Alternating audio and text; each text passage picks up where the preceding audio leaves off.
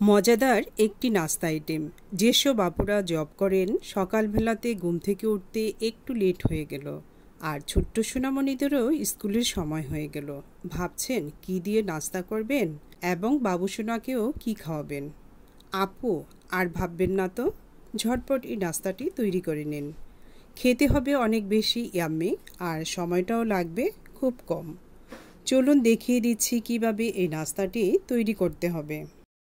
এই তো দেখুন, 3টা গোলালুকে খোসা ছাড়িয়ে পানি দিয়ে ধুয়ে পরিষ্কার করে নিয়েছি।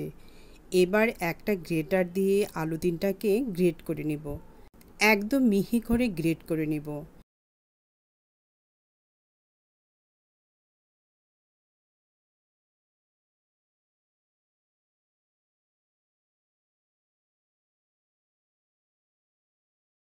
এই তো দেখুন, এইরকম মিহি কুচি করে নিব। আমি 3টা আলুকে গ্রেট করে নিয়েছি। সবার বাসায় সাধারণত এই গ্রেটারটাই থাকে। এই গ্রেটার দিয়ে গ্রেট করে নেবেন। আমি কিন্তু আলু পানি দিয়ে ধুয়ে নিব না। এর মধ্যেই দিয়ে দিচ্ছি 2টা বড় সাইজের পেঁয়াজ কুচি, দিয়ে দিচ্ছি 7 থেকে 8টা কাঁচামরিচ কুচি, দিয়ে দিচ্ছি স্বাদমতো লবণ, 1 চা চামচ ভাজা জিরার গুঁড়া দিচ্ছি, দিচ্ছি হাফ চা চামচ কালো গোলমরিচের গুঁড়া। এরপর দিচ্ছি 1 প্যাকেট ম্যাগি স্বাদ মশলা। চাইলে আপনারা 2 প্যাকেট স্বাদ মশলা দিতে পারেন। এখন দিয়ে দিচ্ছি 1 চা চামচ চিলি ফ্লেক্স। এবার দিচ্ছি হাফ কাপ ময়দা।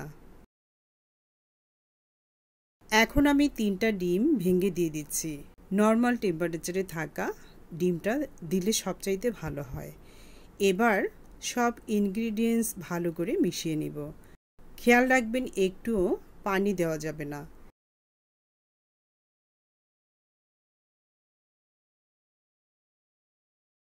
এই তো ভালো করে মিশিয়ে নিয়েছি। এবার এর মধ্যে দিয়ে দিচ্ছি গ্রেট করা মোজারেলা চিজ। যদি আপনাদের হাতের কাছে থাকে তাহলে দিয়ে নেবেন, তাতে আরও বেশি টেস্টি হবে।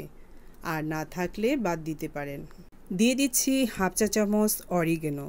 এবার নেড়ে মিশিয়ে নেব। এখন আমি মিশ্রণের বোলটাকে সাইডে রেখে নিচ্ছি। চলে আসলাম চুলায়। চুলার মধ্যে একটা ফ্রাই প্যান বসিয়ে নিয়েছি। এবার প্যানের মধ্যে দিয়ে দিচ্ছি 1 টেবিল চামচ সয়াবিন তেল। তেলটাকে প্যানের সব অংশে লাগিয়ে নেব। তেলটা একটু গরম করে নিচ্ছি।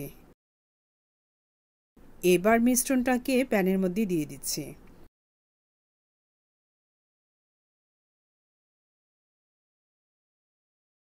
এখন আমি স্প্যাচুলা দিয়ে সমান করে দিব। একটা ঢাকনা দিয়ে ঢেকে দিচ্ছি। এবার চুলার তাপটা একদম মিডিয়াম লো ফ্লেমে রাখতে হবে 5 থেকে 6 মিনিট মতো। 6 মিনিট পর প্যানের ঢাকনাটা খুলে নিচ্ছি। এবার একটু সাবধানে উল্টিয়ে দিব।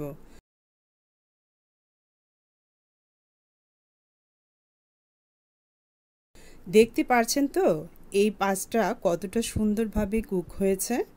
চুলার তাপটা আগের নিয়মেই রাখতে হবে। এখন আমি এর উপরে বেশ অনেকটা পরিমাণ মোজারেলা চিজ দিয়ে দিচ্ছি, আর দিব টমেটো সস। আপনারা চাইলে শুধু এমনিতেও তৈরি করতে পারেন চিজ বাদে। আরেকটি কথা, আপনারা চাইলে এই নাস্তাটিকে ওভেনের মধ্যেও বেক করে নিতে পারবেন।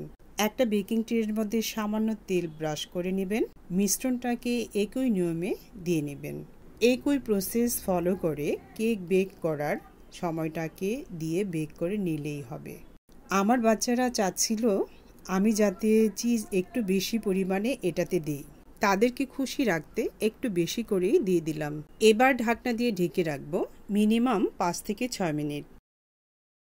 ফিরে আসলাম 6 মিনিট পর। ঢাকনাটা খুলে নিলাম। ওয়াও, দেখতে পাচ্ছেন কতটা সুন্দর লাগছে। এবার চুলা থেকে নামিয়ে নিচ্ছি। এই তো পিৎজা বোর্ডের মধ্যে তুলে নিয়েছি। এবার পিৎজা কাটার দিয়ে পিৎজার মতো করে কেটে নিব।